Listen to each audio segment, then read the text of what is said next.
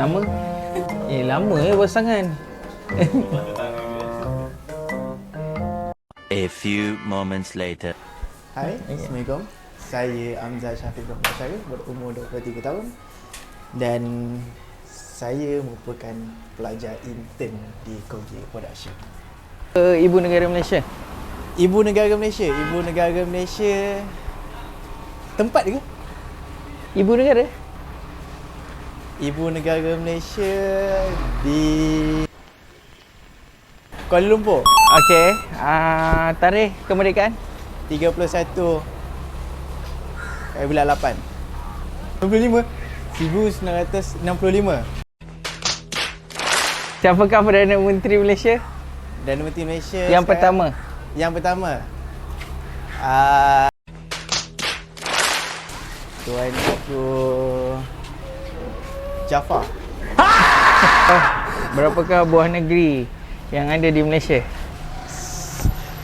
19 negeri. 16 negeri. Apakah bahasa rasmi Malaysia? Bahasa Melayu. Bahasa rasmi Malaysia adalah bahasa Melayu. Apakah warna-warna yang ada pada bendera Malaysia? Ada warna merah, putih, kita ada kuning dan juga biru. Apakah bunga kebangsaan Malaysia? Bunga Rafflesia. Memandangkan pengetahuan tentang Malaysia, Hamzah punya pengetahuan sangat tinggi. Jadi Hamzah sukakan cabaran? Cabaran? Saya sukakan cabaran tapi bukan terlalu dasar. Sukakan cabaran atau tidak? Yap, saya boleh salah jawab. Memang orang yang paling tepat. Jom kita pergi.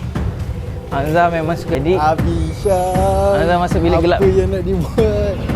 Sit tu. Kita buat menu apa pula ni? Cabaran lah untuk masak. Sebab saya bukan seorang yang pandai masak pun. Macam mana buka benda ni? Kan?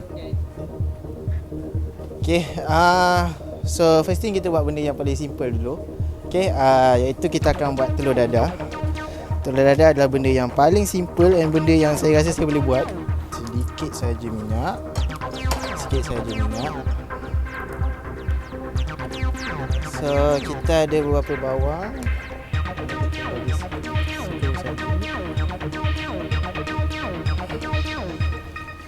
So, kita ada telur, kita akan buat 2 telur.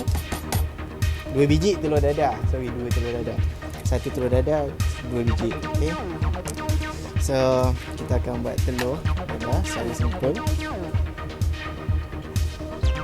Okay, minyak dah panas eh. Minyak dah panas.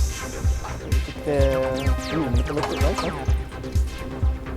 Dah settle ni kita ada bawang. Okey, bawang pun dah settle. Alhamdulillah. Bawang pun dah ada. Kita boleh masuk ke. Okey, kita masak.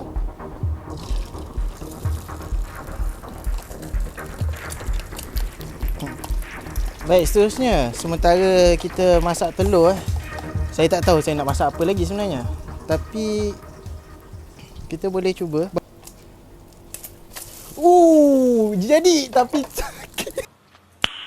Nice. boleh lihat saya masak telur dadah. Mati makanan saya sendiri. Bismillah. Parah. Yang ada masa 5 minit je untuk masak. Ni adalah the best menu yang kau pernah buat.